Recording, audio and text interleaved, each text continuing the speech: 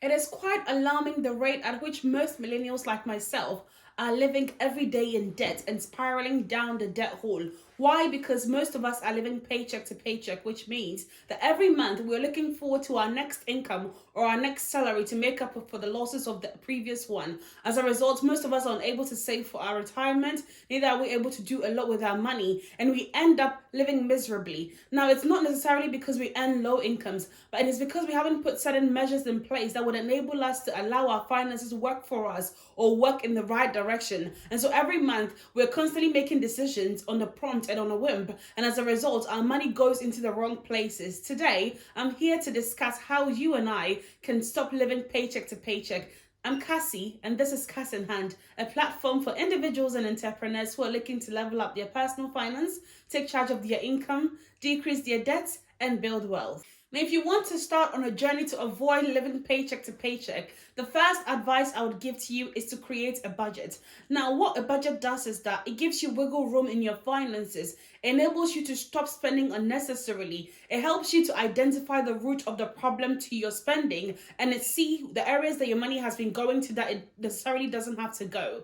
Now, I recently created a budgeting video. I'll link it up here in the cards for you so that you can go check it out. It breaks down everything to do with budgeting, the rules you can use, how you can maneuver your money around to make sure that it works for you and it brings you returns. It is not anything difficult at all. It's very beginner friendly, so go check it out. A budget enables you to identify the root of your problems. Once you sit down and look through your finances and your spending, your budget would help you to identify the areas that your money is going to that it doesn't have to go. It's able to provide wiggle room and give you access to money that you probably would have spent unnecessarily, and helps you to focus on where your money is going. You analyze your situations around you, you're able to limit your necessary spending and discretionally choose where you want to put your money. And the second thing you want to do after you've created your budget, after you've identified these areas that your money is going to, is that you want to cut back on your spending. Limit your use of your credit cards.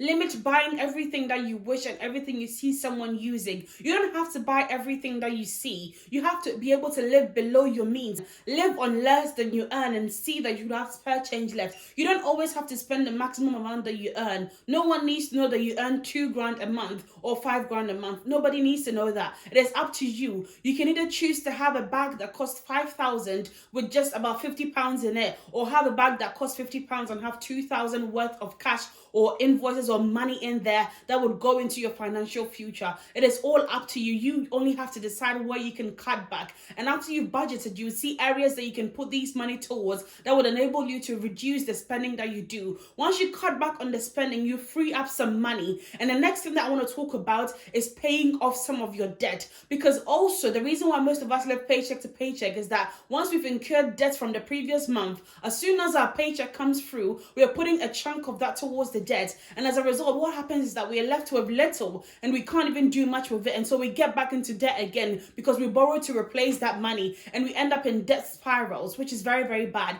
And so after you've cut off all that spending, you want to put extra money towards paying down your debt, because after you've paid down the debt, all of that extra money you can put towards good use. The more you owe, the harder it is to get ahead of your finances. Most of the times, the money that you could save or use for buying the things that you want to buy is majorly going into paying off your debt. And so as a result, you're unable to save or do anything. Once you look over your finances, you realize that your debt is eating up a chunk of your salary every single month because you're having to pay it back and forth each time. So one thing that you can do for yourself is to not get into new debt by not using your credit card again. That is one of the reasons why most of us get into debt, because we're constantly splurging and buying things out there because we've got the card freely and we're using it, forgetting that we would have to pay back later on. So avoid getting into new debt and pay off the old debt down as much as you can.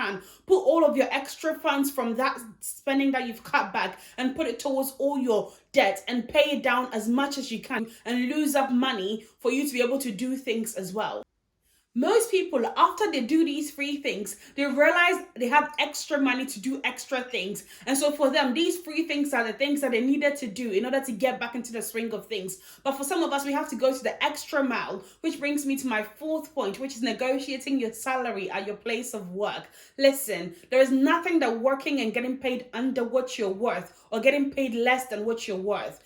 Know your worth and add tax. That is really, really true, because you need to know how much you bring to the company. They need to see your value. And if they don't see that, you probably need to pack your bags and go to another place. And for most of us, I know we want to be loyal. We're very comfortable with our co-workers. We love our job. It's like a community there. We're like a family and we enjoy it. But you don't want to be stuck in your career. You want to be able to move forward. And if where you are, you're not being given the ability to grow and enhance and move forward, it's probably time for you to move. There's nothing like job security anymore. We saw what COVID did. We saw what happened during this pandemic. People lost their jobs within a twinkle of an eye, not because they weren't good at their jobs, but because the employers felt that they could cut them off and use other people or lesser people. I understand we all want to seem like we last long and we're able to support our businesses, but this is not the time for you to leave your career behind just to please someone else or an employer who would replace you as soon as you fall sick or as soon as you die. Therefore, if you think you're not being given your worth or you feel like you're not progressing, get up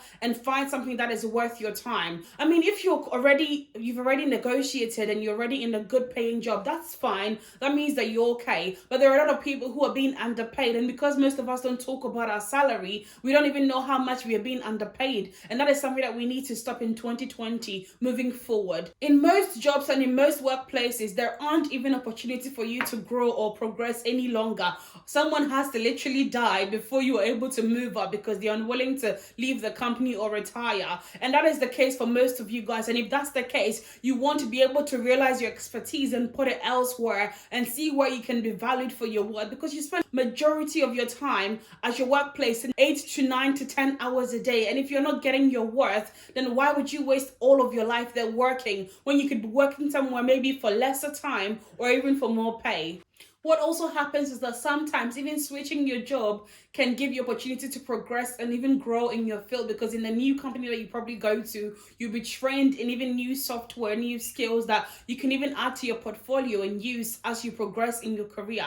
So make sure you're not staying stagnant and you're improving and growing in your career as well. Now, the last but not the least thing that you want to do, whether you're living within your means or even living below your means, is that you want to create or ensure you diversify your income sources. You want to create more streams of income. This is something that you need to know, especially in 2020. The fact is that you don't want to rely on just one source of income. As I mentioned earlier on, there is nothing like job security anymore. We saw what happened in 2020. People started losing their jobs in instants. People started dropping their jobs. People were laid off work. People were furloughed, and they couldn't even get enough money to spend on their family whilst being in lockdown. And that is the case for most of us. We don't have to rely on just one source of income. This is the opportunity for us to create and diversify our income sources. If you don't want to buy stocks and bonds and invest, you want to be able to create a side hustle or a side business that you can use and generate some sort of income that will create a buffer should you lose one source of income.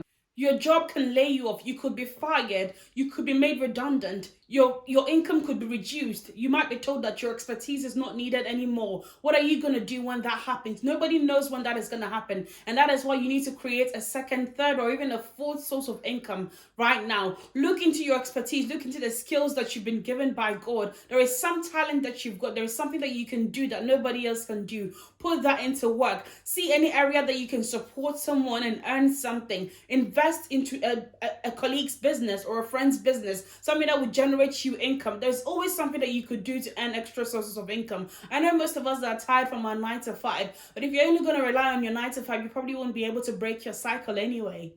The easiest way to break your cycle of living paycheck to paycheck is always by having multiple streams of income. Because if one paycheck is covering your house expenses, another could cover your travel, and another could cover your old discretionary expenses and all the fun that you want to have. If you want to break that cycle of living paycheck to paycheck, you might want to look at the things that I've mentioned and start implementing them into your finances and changing the way that you live and ensuring that you're creating more streams of income, because ultimately that would be the only solution to your problem. Thank you so much for stopping by. Please check out my other videos, subscribe to my channel, and share this video with friends and family. Until I come your way next time. Bye, guys.